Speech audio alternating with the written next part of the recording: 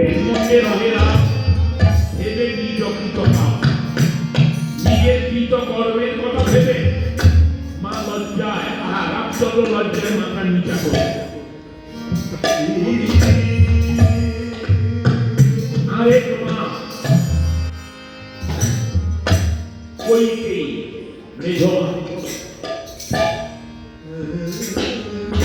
কইকেয়ী চিন্তা করছে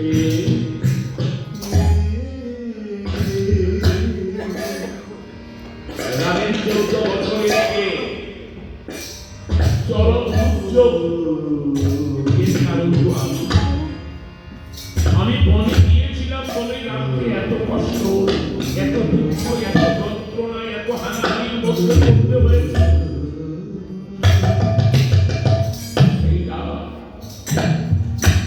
আজ দেশে আসছে,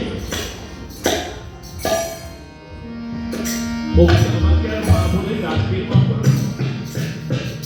যে কর্ম আমি করেছি রাম কি আর কখনো আমাকে মা বলে ডাকবে? নিজে আবার ভাবছি কেন ডাকবে না?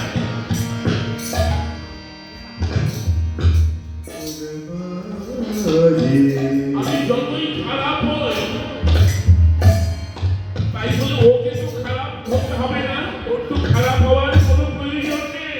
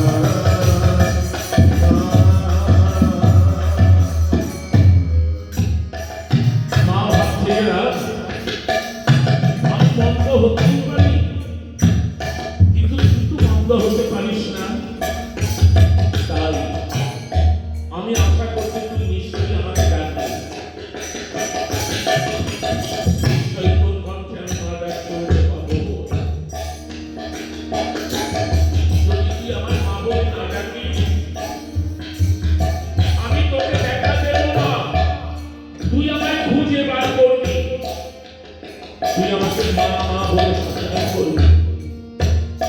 যদি তা না করিস,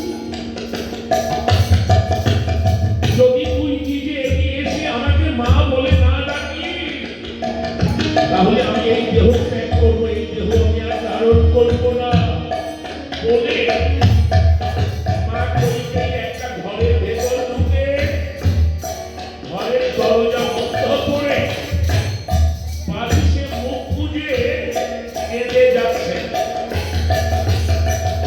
মা কইকেয়ী ভালো লেগে তিনি বালিশে মুখ গুজে কেঁদে যাচ্ছে। তাই আমার বলছে, শিলো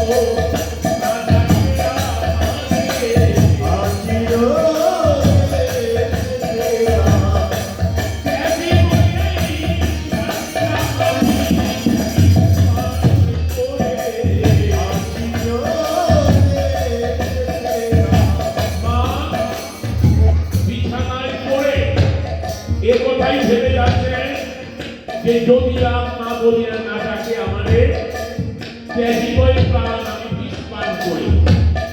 যদি রাম আগের মতো না করে সম্ভাষণ, তাহলে এই দেহ আমি করিব বর্জন। এ ভাবনা নিয়ে মা কইকেয়ী কেঁদে যাচ্ছে। তখন বাইরে থেকে শোনা গেল একটা কণ্ঠস্বর, কে যেন যাচ্ছে, মা মা মা, আমি এসেছি,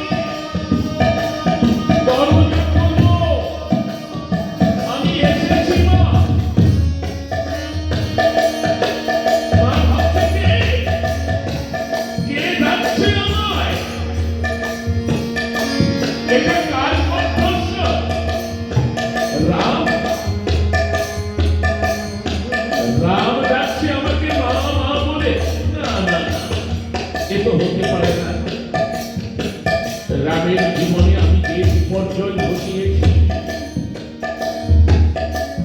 এরপরে রাম যদি রক্ত মাংসে গড়া একটা মানুষ হয়, তাহলে এরপরে আমাকে তো মা বলে ডাকতেই পারে না। এটা কখনো সম্ভব নয়। রাম নয়, রাম নয়। তাহলে কে ডাকছে আমায়? ভরত? না না, ভরত তো কখনো মা বলে ডাকবে না, এই প্রতিজ্ঞা তো করেছে। রাজা অভিশাপ দিয়েছেন যে ভরত তোমাকে কখনো আর মা বলে ডাকবে না। তাহলে ভরত নয়, রামও নয়। আমি কি ভুল শুনলাম? মা ডাক্তারকে আমার ভুল হয়ে গেল 14 বছর ধরে। 14 বছর ধরে মা বলে আমাকে আর কেউ ডাকে না। ভরত নয়, শত্রু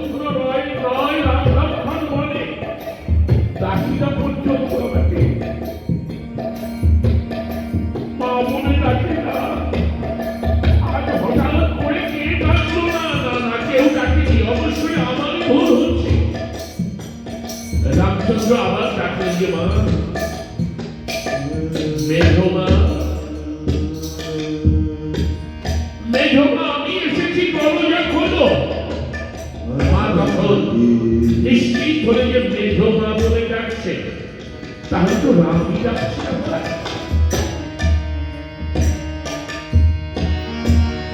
মা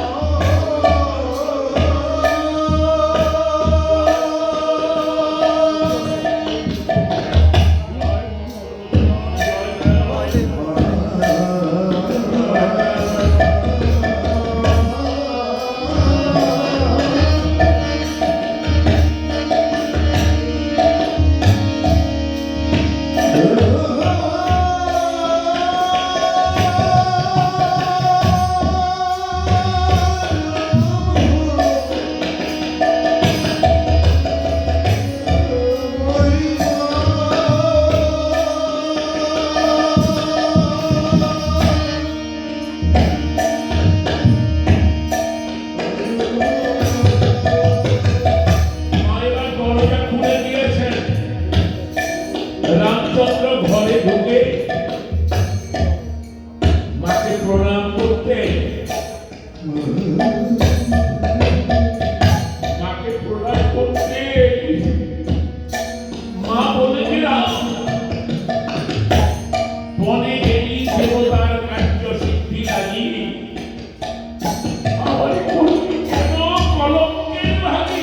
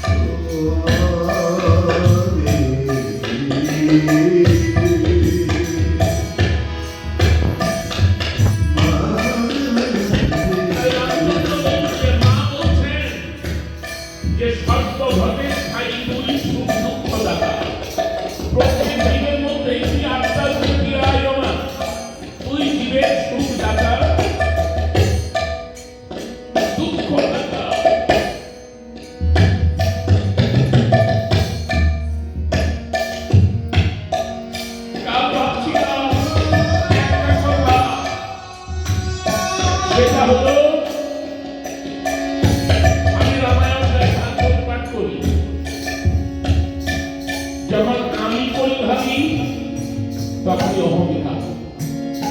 উল্টো দিক যে ভগবানই চেয়েছেন আমি তার রাম নাম রামলীলা প্রচার করি। জীবনে তো বিপর্যয় গেছে, বাধা এসেছে, প্রতিকূলতার মুখোমুখি হয়েছি, তারপরে তিনি আমাকে টিকিয়ে রেখেছেন। তার মানে তিনি চান তার রামলীলা রামায়ণের লীলা যেন আমি প্রচার করি, এই বুকটি যেন প্রচার হয়। মা তিনি কৃপা করে আমাকে মাঝে মাঝে ব্যথার সঙ্গে বসান। তিনি কৃপা করে আপনাদেরকে এখানে নিয়ে এসেছেন। এমন করে ভাবতে পারলে কিন্তু অনেক কল্যাণ। আর আমি এসেছি বা আমি আসবো না, আমি যাবো না, এই চিন্তার মধ্যে অহংকার উৎপন্ন। যা হোক, মা বলছে যে সর্বভাবে স্থায়ী তুই সুখ দুঃখ দাতা, এদের দুঃখ কি করলি যে আমি আদিবাসা? আমি তোর সৎমা বলে, আমি তোর বন্ধু ধারিণী নই বলে তুই আমার ঘরে দোষ চাপিয়ে দিয়া আমাকে সমালোচনার পাত্র করছিস। তুই যে বলে গিয়েছিলি তা তো দেবতাদের পরিকল্পনা বাস্তবায়িত করার জন্য, তোর নিজের পরিকল্পনা পূর্ণ করবার জন্য তুই বলে গিয়েছিস। মাঝখান থেকে আমার মাথায় কলঙ্কের দাগে তুই কেন দিলি না?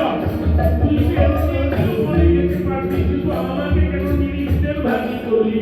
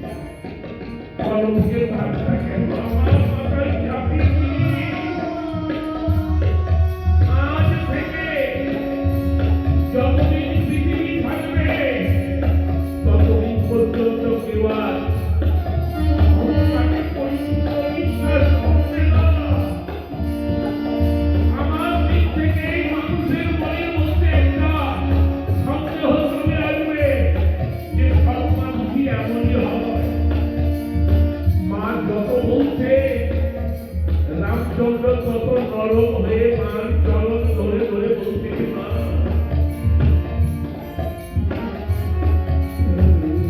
তুমি কষ্ট নিও না, তুমি দুঃখ নিও না মা, তুমি মনে দিয়েছিলে বলেই বুঝতে পেরেছি সীতাধ্বনি, তুমি মনে দিয়েছিলে বলেই বুঝতে পেরেছি ভরত আমাকে কত ভালোবাসে, তুমি মনে দিয়েছিলে বলেই বুঝতে পেরেছি লক্ষ্মণ আমার কত অপর, কেমনি করে মা ছেলে মা অভিমানের মধ্য দিয়ে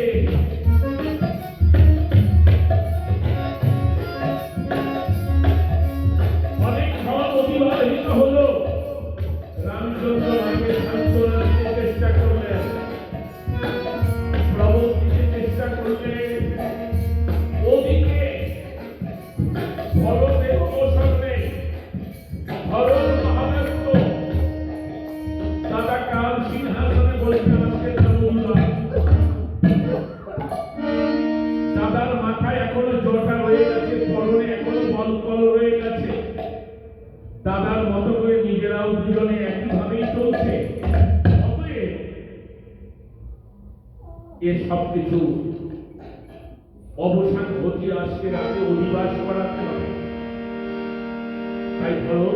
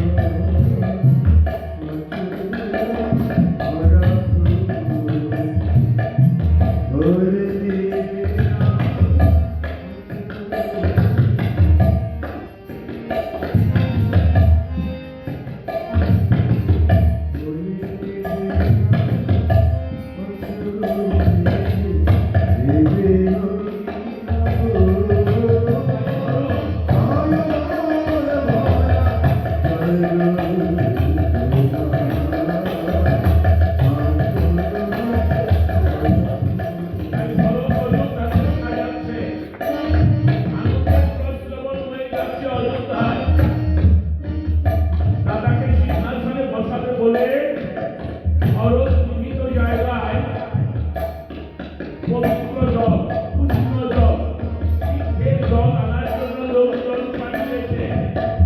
অযোধ্যা সাজানো হচ্ছে, প্রস্তুতি নেওয়া হচ্ছে, সব কিছু মিলিয়ে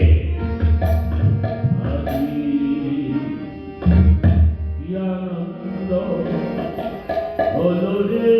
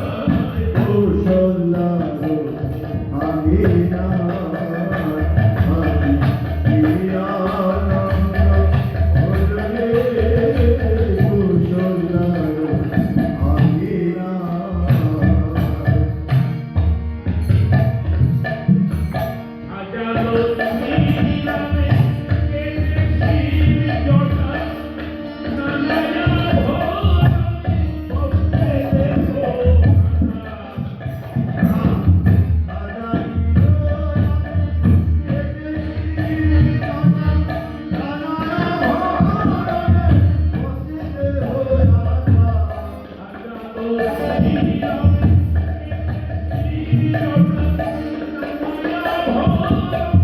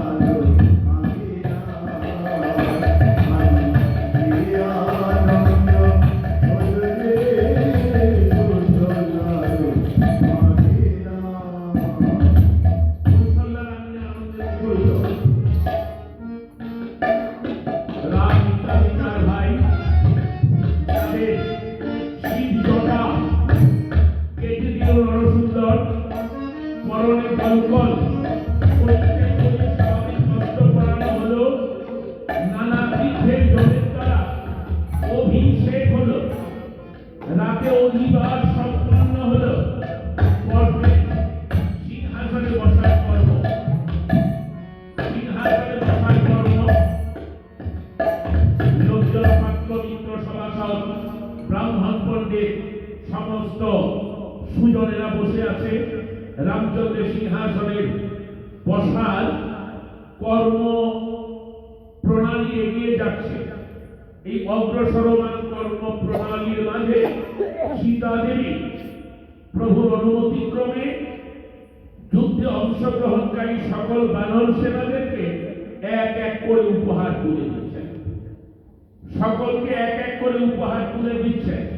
উপহার দিতে দিতে সকলেই পেয়ে গেল বাকিগুলো হলো। এই অবস্থায় হনুমান কান ফুলিয়ে মনটা ভার করে বসে আছে। মনে মনে ভাবছি যে মা, তুমি সবাইকে উপহার দিলে, আমাকে তো দিলে না,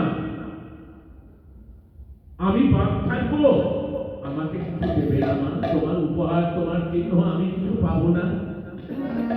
ততক্ষণে মা সীতা কণ্ঠ থেকে মুক্তহার খুলে তাই নাড়াচাড়া করছে। এক পর্যায়ে প্রভুকে বলে, প্রভু বলো তো এটা আমি কাকে দেব? প্রভু বলে, সীতা, যে দুর্লঙ্ঘকে করেছে লঙ্ঘন, দুর্জয়কে করেছে জয়, দুঃসাধ্যকে করেছে সাধন, এটা সেই পবন। সীতা দেবী বলে, হ্যাঁ প্রভু, আমি এমনটাই ভেবেছিলাম। ততক্ষণে সীতা দেবী উঠে এগিয়ে হনুমানের গলায় মুক্তহারটা পরিয়ে দিলেন। মুক্তহার পরে হনুমান তাৎক্ষণিকভাবে প্রশান্তি পেলেও পরে মালাটা খুলে একটু নেড়ে ছেড়ে দিচ্ছে এবং আসিয়া পবন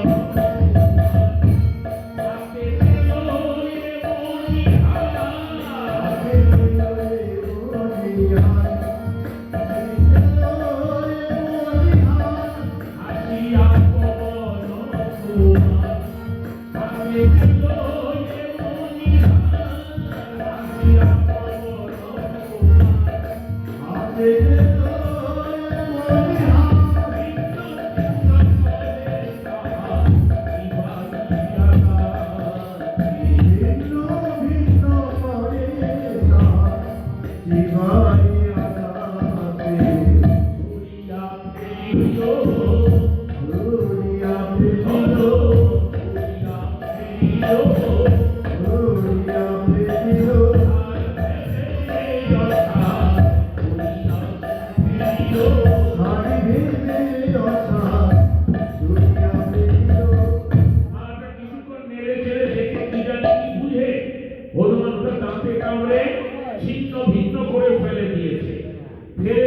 তারপর লক্ষণ প্রধান্বিত হয়ে এগিয়ে এসেছে হনুমানের কাছে। তো হনুমান, মার গলার মুক্তাহার তুই যে নিজের গলায় পেয়েছিস, এতেই তো তোর নিজেকে ধন্য মনে করা উচিত। অথচ তুই কি বুঝে কি করলি যে মার উপহারটাকে তুই এইভাবে অবজ্ঞা করলি, অবহেলা করলি, তুচ্ছ তাচ্ছিল্য করলি? বল এর কারণটা কি? হনুমান বলছে, পুরো জানতে যখন চেয়েছো তাহলে বলছি, বহু মূল্য ভেবে হারে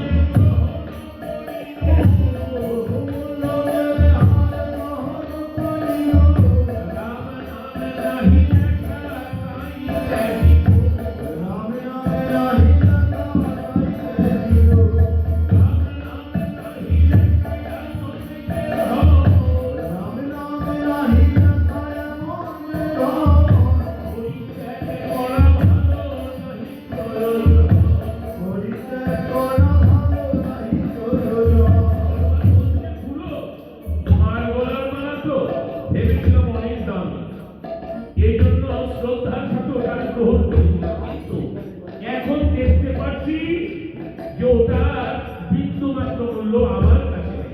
কারণ রাম নাম নাহি লেখা এমন যে ধন পরিত্যাগ করা ভালো নাহি করিব। রাম নাম যাতে থাকে না সেটা আমি পছন্দ করি না, তাই পরিত্যাগ। লক্ষণ এত অহংকার তো, রাম নাম লেখা নাই বলে তুই মার গলার মালাটা এইভাবে ত্যাগ করলি? বেশ, তোর এই যে বিশাল দেহটা, এই দেহের কোন জায়গায় রাম নাম লেখা আছে আমায় দেখ। আর দেখাতে যদি না পারি, যে সভায় তুই মার সীতার গলার খানকে উপেক্ষা করেছিস, এই সভায় বসেই তুই নিজের দেহটা পরিত্যাগ করার হনুমান বলছে, তুমি ঠিকই বলেছ, সত্যি তো। আবার শরীরের কোন জায়গায় তো প্রভু রামচন্দ্রের নাম লেখা নেই। আমার চরিত্রে আমি যা দেখিয়েছি তাতে এই দেহ তো আসলে আমার ধারণ করবার অধিকার থাকে না। ঠিক আছে, জয় রঘুনাথ, জয় দয়াময়, জয় কমলোচন। ভগবান নত জাত হয়ে প্রভুর চরণে প্রণাম জানিয়ে বলছি, প্রভু পুরো লক্ষণের কথা অনুযায়ী, আমার কর্ম অনুযায়ী এই দেহ ধারণের অধিকার আমার নেই। তাই আমি এখনই আমার এই দেহটা পরিত্যাগ করছি।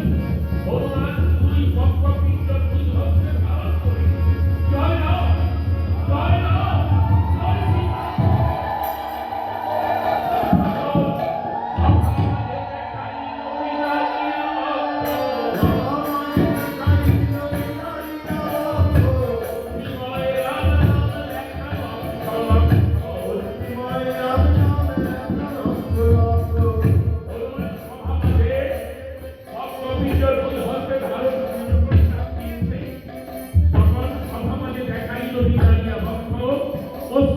রাম নাম লেখা লক্ষ শুধু লক্ষ লক্ষ রাম নাম দিয়ে লেখা আছে তাই নয়। লক্ষণ দেখতে পেল সামনে যেমন রাম সীতা বসে আছে, তেমনি হনুমানের হৃদয় মন্দিরেও আর এক রাম সীতা যুগল হয়ে বসে হাসিলেন। লক্ষণ ওই দৃশ্য দেখে পারে তো হনুমানের কাছে ক্ষমা চাইতে যায় যে, হনুমান চমকিয়া লাজতিতে ঠাকুর লক্ষণ নত শিরে হনুকে কয় বিনয় বচন। হনুমান, রাম ভক্ত নাই তোর সমান, আমি তোকে বুঝিনি আগে যে হনুমান তোর মতো রাম ভক্ত নয়, তুই একই দেখলি। রাম আমার দাদা, আমি তার ছোট ভাই, আমিও তো এমনটা পারবো না রে। দাদাকে এই পাই, এই হারাই, দাদা এই আমার কাছে আসে, এই আমার হারিয়ে ফেলি, কিন্তু তুই তাকে বেঁধে ফেলেছিস হৃদয় মন্দিরে। ধন্য, তুই ধন্য। হনুমানকে ধন্যবাদ জ্ঞাপন করলো ঠাকুর লক্ষ্মণ। ওদিকে সেবার আয়োজন হয়ে গেছে, সমস্ত আগত অতিথিরা বসে আছে আহার করবার জন্য। এত লোকের আহার ভাবে পরিবেশন হবে, তো ওই উদ্দেশ্যে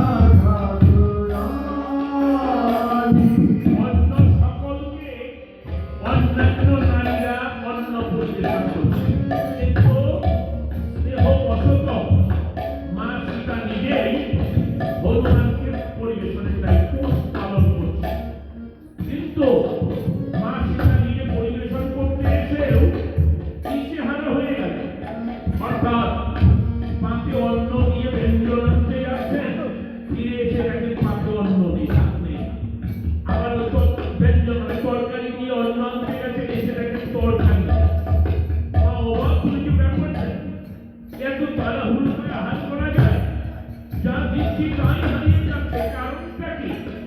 তাই মা হনুমানের পেছনে এসে মায়া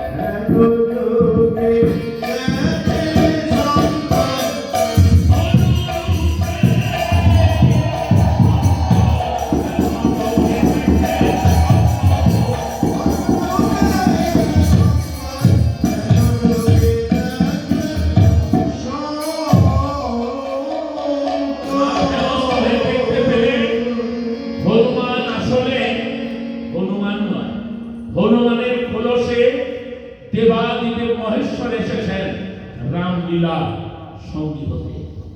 এটা বুঝতে পেরে মা তখন নিশ্চিত হলেন যে শিবের সেবা সামনে চাল বেড়ে দিয়ে শিবের উদর মুক্তি হয় না। শিবের সেবার জন্য ভিন্ন ব্যবস্থা করা আছে, সাধকেরা ভিন্ন ব্যবস্থা রেখে গেছে। সেই অনুযায়ী মা সিদ্ধান্ত নিলেন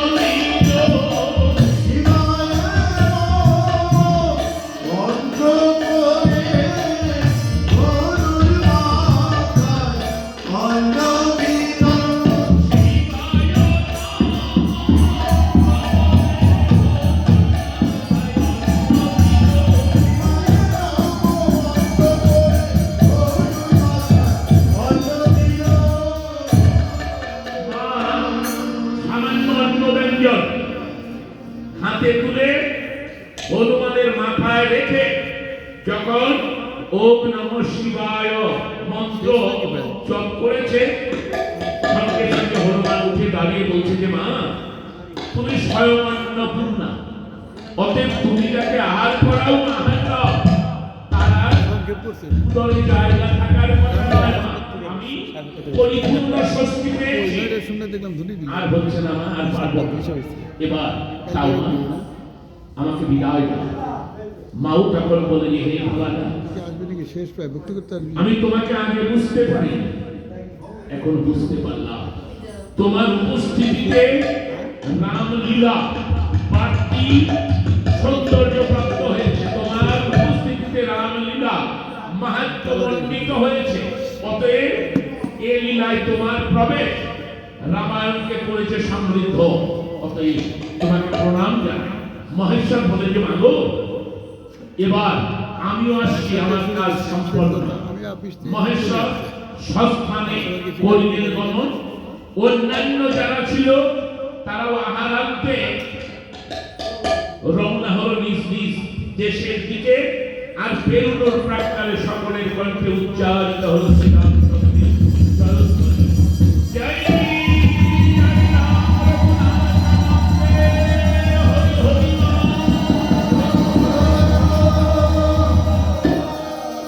জয় জয় লো